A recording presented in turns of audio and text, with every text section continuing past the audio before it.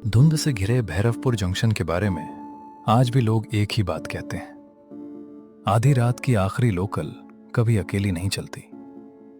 उस ट्रेन में हमेशा एक ऐसी सवारी होती है जिसका नाम किसी टिकट सूची में दर्ज नहीं होता।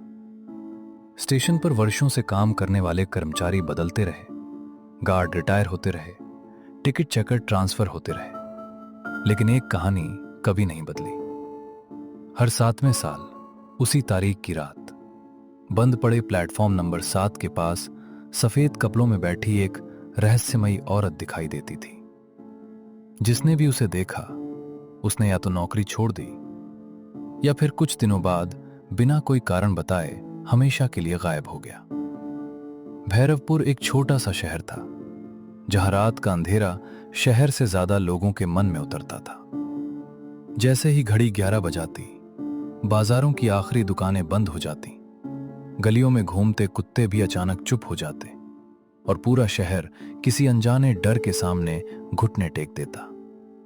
लेकिन इस डर की असली शुरुआत शहर में नहीं, बल्कि उसके सबसे पुराने रेलवे स्टेशन से होती थी। भैरवपुर जंक्शन दिन में बिल्कुल सामान्य दिखाई देता था, लेकिन रात होते ही उसकी दीवारें जैसे किसी भूली हुई त्रासदी का बोझ उठाने लगती थीं। पुराने लोहे की सड़ती गंध, गीली मिट्टी की नमी, जले हुए इंजन के तेल की तीखी बदबू और हवा में घुली एक अजीब सी ठंड पूरे स्टेशन को किसी कब्रिस्तान जैसा बना देती थी। प्लेटफॉर्म नंबर 7 वर्षों पहले बंद कर दिया गया था। उसके चारों ओर जंग लगी लोहे की जंजीरें, टूटी चेतावनी पट्टियां और धूल से ढके बैरिकेड लगे हुए थे।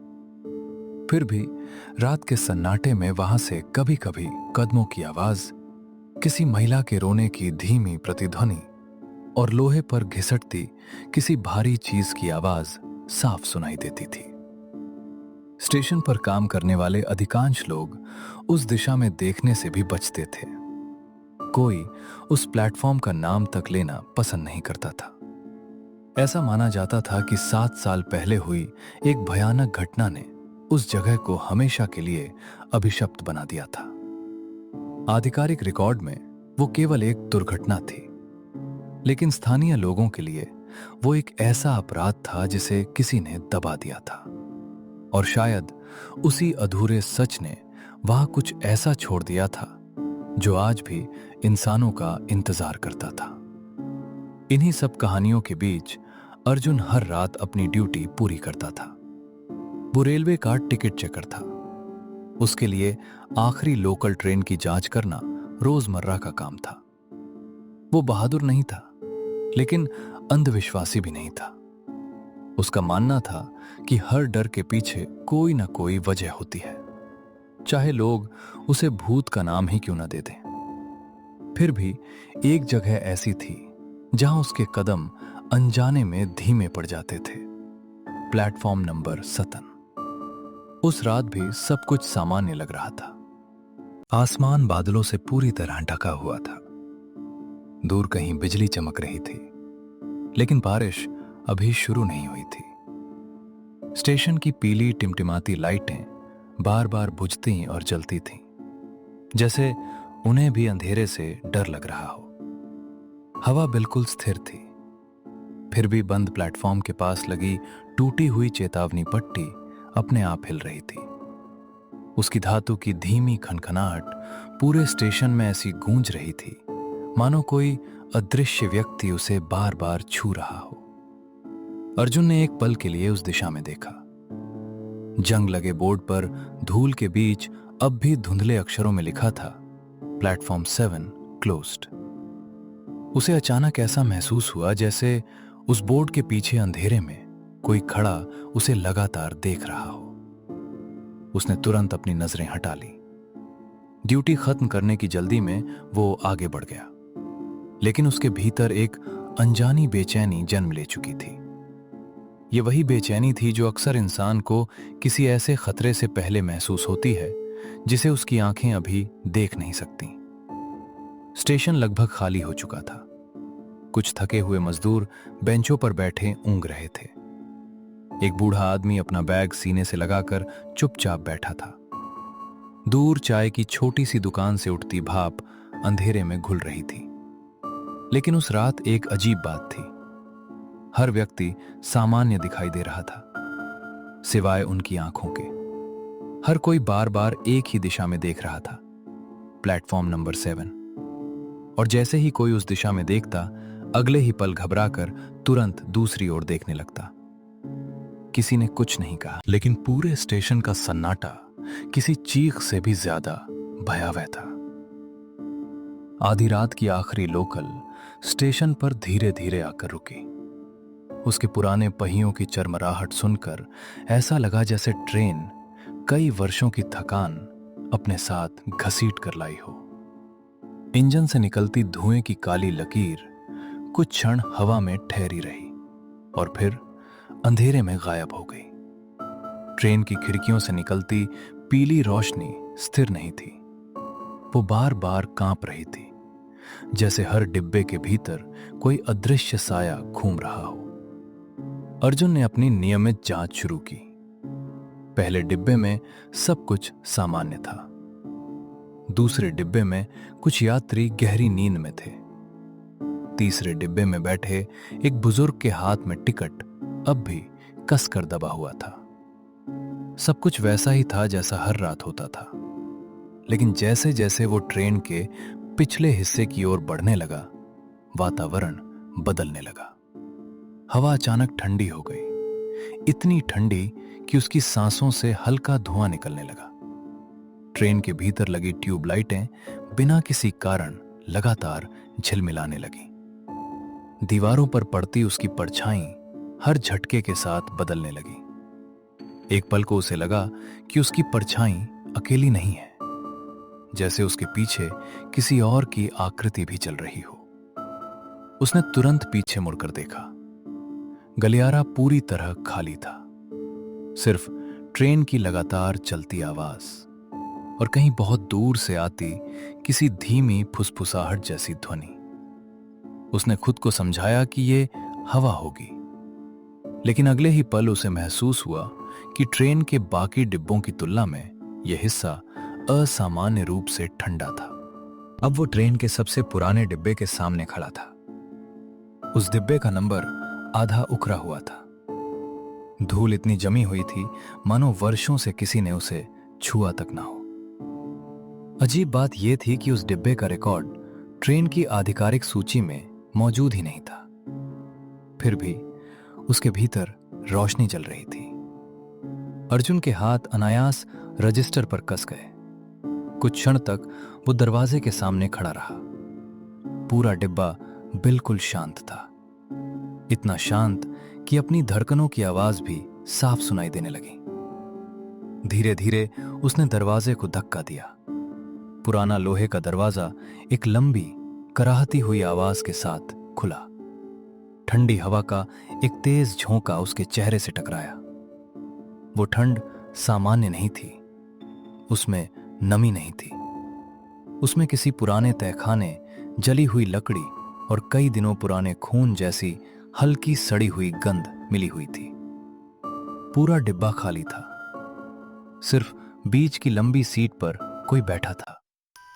सफेद साड़ी में लिपटी एक महिला, उसका सिर झुका हुआ था, चेहरा बालों से पूरी तरह ढका हुआ। पूरे डिब्बे में केवल वही थी। लेकिन सबसे भयावह बात यह थी कि ट्रेन तेज रफ्तार से दौड़ रही थी, फिर भी उसके कपड़ों का एक भी किनारा हवा से नहीं हिल रहा था। अर्जुन कुछ कदम आगे बढ़ा। उसने पूरे डिब्बे पर नजर दौड़ाई। कहीं कोई बैग नहीं, कोई टिकट नहीं, कोई सामान नहीं, बस वही एक आकृति, जैसे वो कई घंटों से नहीं बल्कि कई वर्षों से उसी सीट पर बैठी उसका इंतजार कर रही हो। तभी पूरे डिब्बे की लाइट एक साथ बुझ गई। कुछ सेकंड तक केवल घना अंधेरा था। फिर ट्यूबलाइट अचानक जल उठी और उसी क्षण महिला का सिर धीरे धीरे ऊपर उठा। उसका चेहरा इतना सफेद था मानो शरीर से वर्षों पहले सारा खून निकल चुका हो। उसकी आंखें बिल्कुल स्थिर थीं, उनमें पलकें तक नहीं झपक रही थीं। वे केवल अर्जुन को देख रही थी। उस नजर में गुस्सा नहीं था, नफरत नहीं थी, बल्कि ऐसा ठंडा इंतजार था जिसे केवल वही महसूस कर सकता था जिसके लिए वो वर्षों से अधूरा पड़ा हो। अर्जुन के पूरे शरीर में सिहरन दौड़ गई। उसे पहली बार लगा कि स्टेशन पर सुनाई जाने वाली कहानियां शायद सिर्फ कहानियां नहीं थीं। उसी क्षण ट्रेन अचानक एक जोरदार झटके से हिली। खिड़की के बाहर बिजली चमकी। उस एक पल की रोशनी में अर्जुन ने बाहर देखा और उसका दिल जैसे धड़कना भूल गया। ट्रेन कई किलोमीटर आगे निकल चुकी होनी चाहिए थी, लेकिन खिड़की के बाहर अब भी वही जंग लगा बोर्ड दिखाई दे रहा था, KL7 क्लोज्ड। जैसे ट्रेन आगे नहीं बढ़ रही थी, बल्कि उसी अभिशप्त प्लेटफॉर्म के चारों ओर बार बार चक्कर लगा रही थी। अर्जुन ने कांपते हुए दोबारा उस महिला की ओर देखा। अब उसके हाथ में एक पुराना आधा फटा हुआ रेलवे टिकट था। उस टिकट पर जमी धूल अपने आप उड़ने लगी। धीरे धीरे उस पर लिखी तारीख साफ दिखाई देने लगी। वो वही तारीख थी जिस रात प्लेटफॉर्म नंबर 7 पर एक रहस्यमयी महिला की मौत हुई थी। और उसी पल अर्जुन को ऐसा महसूस हुआ कि डिब्बे के दूसरे छोर से कोई बहुत भारी चीज लोहे की फर्श पर धीरे धीरे घिसटती हुई उसकी तरफ पड़ रही है। लेकिन जब उसने कांपते हुए अपना सिर उस दिशा में घुमाया, वहां कोई दिखाई नहीं दिया। सिर्फ वो आवाज जो हर गुजरते सेकंड के साथ पहले से ज्यादा करीब आती जा रही थी। ट्रेन की लोहे की फर्श पर घिसटती हुई उस भारी चीज की आवाज हर पल और स्पष्ट होती जा रही थी। ऐसा लग रहा था मानो कोई टूटा हुआ शरीर अपने घुटनों के बल रेंगते हुए धीरे धीरे अर्जुन की ओर बढ़ रहा हो। आवाज सुनाई दे रही थी, लेकिन उसे पैदा करने वाला कोई दिखाई नहीं दे रहा था। पूरा डिब्बा खाली था। फिर भी हवा में किसी अदृश्य मौजूदगी का बोझ इतना भारी था कि अर्जुन को सांस लेने में भी कठिनाई महसूस होने लगी। उसकी नजरें बार बार डिब्बे के दूसरे सिरे पर टिक जाती, लेकिन हर बार वहां केवल अंधेरा दिखाई देता। अगले ही पल वही घिसटने की आवाज फिर गूंज उठती, इस बार पहले से कहीं ज्यादा पास। ऐसा लगता था कि कोई चीज फर्श पर अपने नाखून घसीटते हुए धीरे धीरे उसके और उस सफेद साड़ी वाली औरत के बीच की दूरी कम कर रही थी। ट्रेन की गति अचानक बढ़ने लगी। पहियों की घरघराहट किसी सामान्य रेलगाड़ी की आवाज नहीं रही। वो किसी घायल जानवर की दर्दनाक चीख जैसी लगने लगी। खिड़कियों के बाहर केवल घना अंधेरा था, लेकिन उस अंधेरे के भीतर कभी कभी कुछ सफेद आकृतियां ट्रेन के साथ साथ दौड़ती दिखाई देती और अगले ही क्षण गायब हो जाती। अर्जुन ने खुद को संभालने की कोशिश की। उसे लगा कि शायद ये सब किसी मानसिक भ्रम का परिणाम है, लेकिन तभी उसकी नजर उस महिला के हाथ पर गई। उसकी उंगलियों में अब भी वही पुराना रेलवे टिकट था, मगर अब उस टिकट से धीरे धीरे लाल रंग की बूंदें टपक रही थीं। वो स्याही नहीं थी, वो खून था। हर बूंद फर्श पर गिरती, लेकिन गिरते ही गायब हो जाती, जैसे लकड़ी का फर्श उसे अपने भीतर पी रहा हो। अर्जुन का गला सूख गया। उसने धीरे धीरे पीछे हटना शुरू किया, लेकिन तभी उसे महसूस हुआ कि डिब्बे का दरवाजा जिससे वो अभी अंदर आया था, अब वहां था ही नहीं। जहां दरवाजा होना चाहिए था, वहां केवल ठंडी लोहे की दीवार थी। उसने कांपते हाथों से पूरी दीवार टटोल डाली। कोई हैंडल नहीं, कोई लॉक नहीं, कोई रास्ता नहीं। वो डिब्बे के भीतर कैद हो चुका था। अचानक पूरे डिब्बे की लाइटें एक साथ बुझ गईं। घुप अंधेरे में केवल एक आवाज सुनाई दे रही थी, किसी महिला की धीमी सिसकियां, और उनके बीच बीच में किसी के गले से निकलती घुटी हुई अंतिम सांसें। अर्जुन ने आंखें कसकर बंद कर लीं। कुछ सेकंड बाद जब ट्यूबलाइट फिर से जल उठी तो सामने का दृश्य पूरी तरह बदल चुका था। अब वो पुराना डिब्बा वैसा नहीं था जैसा कुछ क्षण पहले था। दीवारों पर जगह जगह गहरे भूरे रंग के धब्बे दिखाई दे रहे थे। लकड़ी की सीटों पर लंबे नाखूनों के निशान उभरे हुए थे। छत से पानी नहीं बल्कि लाल रंग की पतली बूंदें टपक रही थीं। डिब्बे के भीतर लोहे और खून की गंध इतनी तीखी हो चुकी थी कि अर्जुन का सिर घूमने लगा। सफेद साड़ी वाली महिला अब भी वहीं बैठी थी, लेकिन इस बार उसके बाल धीरे धीरे अपने आप हवा में उठने लगे। पूरे डिब्बे में हवा बिल्कुल नहीं थी, फिर भी उसके बाल ऐसे लहरा रहे थे मानो किसी अदृश्य शक्ति ने उन्हें पकड़ रखा हो। अर्जुन ने महसूस किया कि उसकी आंखें अब केवल उसे देख नहीं रही थीं, वे उसके आर पार झांक रही थीं, जैसे वो उसके शरीर को नहीं, उसके अतीत को देख रही हों। उसी क्षण डिब्बे के पीछे रखी एक पुरानी धातु की अलमारी अपने आप खुल गई। उसके भीतर से एक पुराना चमड़े का पर्स धीरे धीरे बाहर गिरा। उसके साथ एक धूल से ढकी पारिवारिक तस्वीर भी फर्श पर आकर रुकी। दोनों चीजें बिना किसी कारण धीरे धीरे अर्जुन के पैरों की ओर खिसकने लगीं। वो कुछ क्षण तक उन्हें देखता रहा, फिर कांपते हाथों से तस्वीर उठा ली। धूल हटाते ही उसकी आंखें फैल गईं। तस्वीर में उसका अपना परिवार था, उसकी मां, उसके पिता और बीच में 5 साल का छोटा अर्जुन। लेकिन तस्वीर के बिल्कुल पीछे एक और चेहरा दिखाई दे रहा था। सफेद साड़ी पहने वही महिला, वो परिवार के पीछे खड़ी थी, जबकि अर्जुन को अच्छी तरह याद था यह तस्वीर उसके जन्मदिन पर घर के अंदर खींची गई थी। उस दिन वहां कोई अनजान महिला मौजूद नहीं थी। उसकी सांसें तेज हो गईं। उसने जल्दी से तस्वीर पलटी। पीछे धुंधली लिखावट उभर रही थी, सच कभी मरता नहीं। इतना पढ़ते ही तस्वीर अपने आप जलने लगी। आग की लपटें उठीं, लेकिन उनमें कोई गर्मी नहीं थी। कुछ ही सेकंड में पूरी तस्वीर राख बन गई। राख उड़कर हवा में गायब हो गई। अर्जुन घबरा कर पीछे हट गया। उसी समय उसके हाथ से पर्स गिर पड़ा।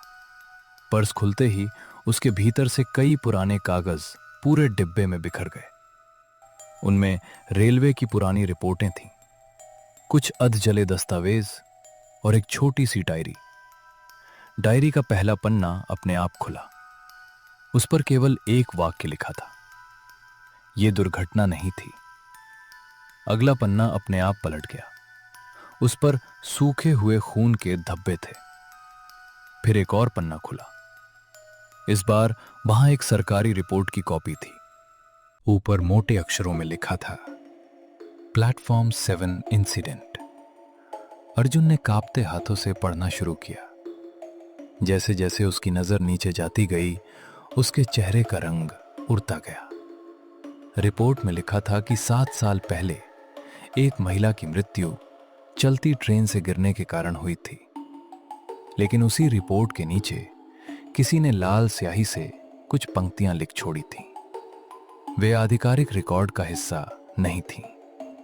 उनमें लिखा था, पहले उसका गला दबाया गया, फिर उसे पटरी पर फेंका गया और पूरी घटना को दुर्घटना घोषित कर दिया गया। अर्जुन के हाथ कांपने लगे। उसने अगला पन्ना पलटा। इस बार कुछ नाम दिखाई दिए। अधिकांश नामों पर काली स्याही फेर दी गई थी, लेकिन एक नाम पूरी तरह मिट नहीं पाया था। वो नाम पढ़ते ही अर्जुन की सांस रुक गई। राघव शर्मा, यही उसके पिता का नाम था। उसे विश्वास ही नहीं हुआ। उसका पूरा बचपन एक ऐसे इंसान की परछाई में बीता था जिसे वो ईमानदारी की मिसाल समझता था। लेकिन उसी नाम के नीचे एक और पंक्ति लिखी थी, घटनास्थल पर मौजूद मुख्य गवाह नहीं, सहयोगी। अर्जुन के कानों में तेज भनभनाहट होने लगी। उसे अपने बचपन की अनेक बातें अचानक याद आने लगी। हर साल वही तारीख आते ही उसके पिता का कई दिनों तक चुप हो जाना, रात में चीख कर उठ बैठना, प्लेटफॉर्म नंबर 7 का नाम सुनते ही गुस्से में घर छोड़ देना और हमेशा ये कहना कि कुछ सवाल कभी नहीं पूछने चाहिए। अब हर याद एक नई सच्चाई बनकर सामने खड़ी थी। डिब्बे की लाइटें फिर झिलमिलाईं। अचानक पूरी ट्रेन किसी अदृश्य सुरंग में प्रवेश करती हुई महसूस हुई। खिड़कियों के बाहर अंधेरा नहीं था, वहां वही बंद पड़ा प्लेटफॉर्म दिखाई दे रहा था। लेकिन इस बार वो वीरान नहीं था। पूरा प्लेटफॉर्म धुंधली आकृतियों से भरा हुआ था। दर्जनों लोग, सफेद चेहरे, फटे हुए कपड़े, खाली आंखें। वे सभी ट्रेन को नहीं, सिर्फ अर्जुन को देख रहे थे। उनमें से किसी की आंख नहीं झपक रही थी, किसी के होंठ नहीं हिल रहे थे, लेकिन फिर भी अर्जुन के कानों में एक साथ सैकड़ों धीमी फुसफुसाहटें गूंजने लगीं। ऐसा लग रहा था मानो हर आत्मा उससे केवल एक ही बात कह रही हो, सच को बाहर निकालो। ट्रेन अचानक जोरदार झटके के साथ धीमी पड़ने लगी। खिड़की के बाहर टूटी हुई स्टेशन घड़ी दिखाई दी। उसकी दोनों सुइयां वर्षों से एक ही समय पर अटकी थीं। 11:40। वही समय जब उस रात हत्या हुई थी। उसी क्षण पूरी ट्रेन में एक साथ सभी दरवाजे अपने आप खुल गए। बर्फ जैसी ठंडी हवा भीतर भर गई और प्लेटफॉर्म नंबर 7 के बिल्कुल बीचों बीच एक लंबी काली परछाई धीरे धीरे खड़ी होती दिखाई दी। वो इंसान जैसी थी, लेकिन उसकी ऊंचाई असामान्य थी। उसका चेहरा पूरी तरह अंधेरे में छिपा हुआ था। उसके हाथ में किसी भारी लोहे की चीज का धुंधला आकार दिखाई दे रहा था। कुछ ही क्षण बाद वो आकृति धीरे धीरे अपना सिर उठाने लगी और उसी पल अर्जुन को पहली बार महसूस हुआ कि सफेद साड़ी वाली महिला उससे नहीं, उस परछाई से डर रही थी। उसकी जमी हुई आंखों में पहली बार भय दिखाई दिया और जैसे ही वो काली आकृति प्लेटफॉर्म से ट्रेन की ओर पहला कदम बढ़ाने लगी, पूरी ट्रेन किसी जिंदा प्राणी की तरह कांप उठी। लोहे की दीवारें भीतर से धड़कने लगीं, जैसे उनके पीछे किसी विशाल दिल की धड़कन कैद हो। छत पर लगी ट्यूब लाइटें एक एक करके फटने लगीं और पूरा डिब्बा लाल और सफेद चमक के बीच डूबने उतराने लगा।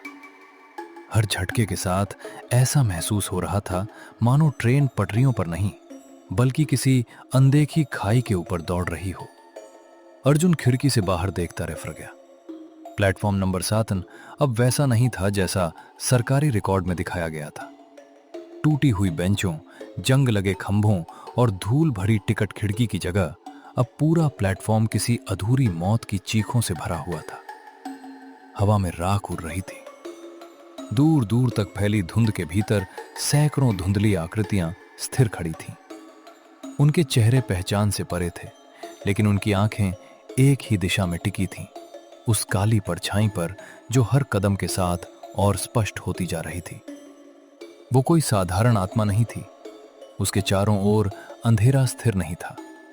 वो लगातार हिल रहा था, जैसे हजारों काले सांप उसके शरीर से लिपटे हों। उसके कदमों के नीचे प्लेटफॉर्म का टूटा हुआ सीमेंट दरकने लगा। हर कदम के साथ लोहे के खंभे कराहते और स्टेशन की पुरानी घड़ी जोर जोर से बजने लगती, जबकि उसकी सुइयां अब भी 11:40 पर जमी हुई थी। सफेद साड़ी वाली महिला पहली बार पीछे हट गई। अब तक उसकी आंखों में केवल इंतजार और दर्द था, लेकिन इस बार उनमें भय था। अर्जुन समझ गया कि वर्षों से प्लेटफॉर्म नंबर 7 पर भटकने वाली आत्मा भी किसी और चीज से डरती थी, और अगर एक भटकती आत्मा भयभीत थी, तो सामने आने वाली शक्ति कितनी भयानक होगी, इसका अंदाजा लगाना भी असंभव था। ट्रेन अचानक रुक गई, लेकिन पहियों की आवाज बंद नहीं हुई। ऐसा लग रहा था जैसे रुकी हुई ट्रेन के नीचे भी कोई दूसरी ट्रेन पूरी गति से दौड़ रही हो। पूरी जमीन कांपने लगी, खिड़कियों के शीशों में दरारें पड़ने लगीं और हर दरार के भीतर कुछ सेकंड के लिए किसी इंसानी चेहरे जैसी आकृतियां दिखाई देती, फिर गायब हो जाती। अर्जुन ने कांपते हुए नीचे देखा। उसके हाथ में अब भी वही पुराना चमड़े का पर्स था। उसके भीतर रखी डायरी अपने आप खुल गई। पन्ने तेजी से पलटने लगे। हर पन्ने पर एक नई तारीख, एक नया नाम और किसी न किसी व्यक्ति की रहस्यमयी मौत का जिक्र लिखा था। लेकिन आखिरी पन्ने पर केवल एक वाक्य लिखा था, जिसने सच छिपाया वो कभी प्लेटफॉर्म 7 से बाहर नहीं गया। अगले ही पल डायरी के पन्नों पर लाल रंग फैलने लगा। कुछ ही सेकंड में पूरा पन्ना खून से भर गया। उस खून के भीतर धीरे धीरे 4 नाम उभरने लगे, रघु, महेंद्र, फकीरा और सबसे अंत में राघव शर्मा। अर्जुन का शरीर सुन्न पड़ गया। उसे अपने पिता की अंतिम रात याद आ गई। मरने से कुछ घंटे पहले उन्होंने कांपते हुए केवल एक बात कही थी, ट्रेन अभी भी रुकती है। उस समय अर्जुन ने उसे बुखार का भ्रम समझ लिया था, लेकिन अब उसे एहसास हुआ वो भ्रम नहीं था, वो स्वीकारोक्ति थी। 7 वर्षों तक उसका पिता केवल कानून से नहीं, किसी और से भी छिपता रहा था। अचानक प्लेटफॉर्म पर खड़ी सारी आत्माएं एक साथ घुटनों के बल बैठ गईं, जैसे किसी राजा के सामने सिर झुका रही हों। केवल सफेद साड़ी वाली महिला खड़ी रही। उसकी नजरें उसी काली आकृति पर टिकी थीं। फिर वो आकृति धीरे धीरे धुंध से बाहर आई। अर्जुन का खून जम गया। वो इंसान नहीं थी। उसका चेहरा पूरी तरह फटा हुआ था। त्वचा जगह जगह से उधरी हुई थी। आंखों की जगह केवल 2 गहरे काले गड्ढे थे, जिनके भीतर अनंत अंधेरा घूम रहा था। उसके हाथ असामान्य रूप से लंबे थे।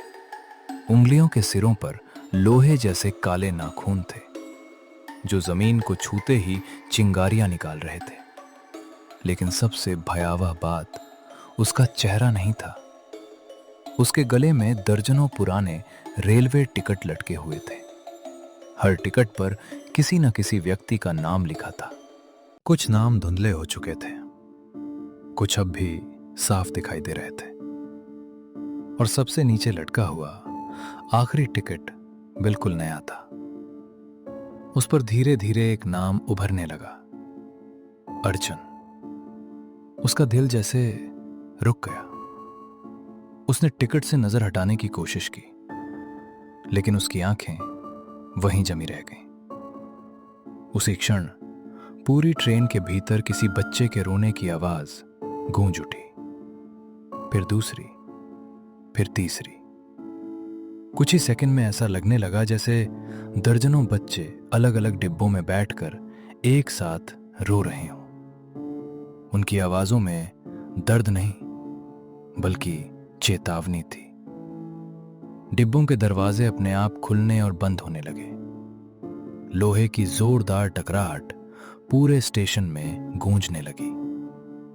अर्जुन ने पीछे मुड़कर देखा। जहां कुछ देर पहले खाली सीटें थीं, अब वहां लोग बैठे थे। सभी सफेद कपड़ों में, सभी के सिर झुके हुए, सभी की गर्दनें अस्वाभाविक रूप से टूटी हुई थी। वे बिल्कुल स्थिर बैठे थे। लेकिन जैसे ही अर्जुन ने उन्हें देखा, सैकड़ों गर्दनें एक साथ उसकी ओर घूम गईं। एक भी चेहरा सामान्य नहीं था। किसी की आंखें नहीं थीं, किसी का आधा चेहरा गायब था, किसी का जबड़ा पूरी तरह टूटा हुआ था। फिर भी उनकी मुस्कान एक जैसी थी, धीमी, बर्फ जैसी ठंडी और पूरी तरह इंसानी नहीं। अर्जुन पीछे हटा, लेकिन उसके पैर किसी अदृश्य शक्ति से जमीन पर जकड़ चुके थे। उसी समय सफेद साड़ी वाली महिला धीरे धीरे उसकी ओर बढ़ी। उसके कदमों की आवाज नहीं आ रही थी, लेकिन जहां जहां वो गुजर रही थी वहां फर्श पर पुराने खून के निशान अपने आप उभरते जा रहे थे। वो अर्जुन के बिल्कुल सामने आकर रुक गई। उसकी आंखों में अब क्रोध नहीं था, सिर्फ वर्षों की थकान थी। ऐसा लग रहा था मानो वो किसी इंसान से नहीं बल्कि न्याय से मिलने का इंतजार कर रही हो। उसी क्षण अर्जुन ने कांपते हाथों से वो डायरी, पर्स और सारे दस्तावेज प्लेटफॉर्म पर रख दिए। जैसे ही वे जमीन को छुए, पूरे स्टेशन में भयानक कंपन शुरू हो गई। पुरानी टिकट खिड़की अपने आप खुल गई। जंग लगे लॉकरों के दरवाजे एक एक करके खुलने लगे। उनके भीतर वर्षों से छिपाए गए गहने, खून से सने कपड़े, पुराने रेलवे रिकॉर्ड और कई अधजले दस्तावेज बाहर गिरने लगे। सच आखिरकार जमीन पर आ चुका था। उसी क्षण दूर अंधेरे में पुलिस सायरन की आवाज सुनाई दी, लेकिन वो आवाज सामान्य नहीं थी। जैसे जैसे वो पास आती वैसे वैसे धीमी होती जाती, मानो प्लेटफॉर्म नंबर 7 तक पहुंचने से पहले ही समय स्वयं रुक रहा हो। अचानक वो काली आकृति क्रोध से कांप उठी। उसके भीतर से एक ऐसी गर्जना निकली जिसने पूरे स्टेशन की खिड़कियां चकनाचूर कर दी। सभी आत्माएं एक साथ दर्द से चीख उठीं। पूरी ट्रेन हवा में कुछ इंच ऊपर उठ गई। पटरियां नीचे से मुड़ने लगी। लोहे के खंभे एक एक करके टूटने लगे। ऐसा लग रहा था मानो प्लेटफॉर्म नंबर 7 खुद अपने अस्तित्व के साथ धरती के भीतर समा जाना चाहता हो। तभी सफेद साड़ी वाली महिला ने पहली बार अपनी आंखें बंद कर ली। उसके चेहरे पर वर्षों बाद शांति की हल्की झलक दिखाई दी। धीरे धीरे उसके शरीर से सफेद रोशनी निकलने लगी। उसके साथ ही प्लेटफॉर्म पर खड़ी बाकी आत्माएं भी एक एक करके धुएं की तरह हवा में विलीन होने लगी। लेकिन काली आकृति गायब नहीं हुई। वो वहीं खड़ी रही, स्थिर, अचल, और उसकी गर्दन में लटका आखिरी टिकट अब भी हवा में झूल रहा था। उस पर लिखा नाम पूरी तरह साफ हो चुका था, अर्जुन। अगले ही पल ट्रेन ने बिना इंजन के एक लंबी भयावह सीटी मारी। सभी लाइटें एक साथ बुझ गईं। पूरा स्टेशन फिर से अंधेरे में डूब गया। जब कुछ मिनट बाद रेलवे पुलिस वहां पहुंची, उन्हें प्लेटफॉर्म नंबर 7 पर केवल पुराने दस्तावेज, बिखरे हुए गहने और जंग लगे लॉकर खुले हुए मिले। ट्रेन वहां नहीं थी, सफेद साड़ी वाली महिला कहीं नहीं थी, और अर्जुन भी कभी नहीं मिला। लेकिन उस रात की जांच करने वाले अधिकारियों ने अपनी रिपोर्ट में एक अजीब बात दर्ज की। प्लेटफॉर्म की धूल पर केवल एक ही व्यक्ति के पैरों के निशान थे, जो सीधे उस जगह तक जाते थे जहां ट्रेन खड़ी थी। वापस लौटने के एक भी निशान नहीं था। आज भी भैरवपुर जंक्शन पर काम करने वाले पुराने कर्मचारी दावा करते हैं कि आधी रात की आखिरी लोकल जब बंद पड़े प्लेटफॉर्म नंबर 7 के पास से गुजरती है तो उसके सबसे आखिरी डिब्बे की धुंधली खिड़की में एक टिकट चेकर खड़ा दिखाई देता है। उसकी वर्दी धूल और सूखे खून से सनी होती है। वो हर गुजरने वाले यात्री को ध्यान से देखता है, मानो किसी ऐसे नाम की तलाश कर रहा हो जो अभी तक उस अभिशप्त टिकट सूची में दर्ज नहीं हुआ। और कहते हैं, जिस रात वो आपकी ओर देखकर हल्की सी मुस्कुरा दे, उस रात के बाद आप कभी अपनी मंजिल तक नहीं पहुंचते।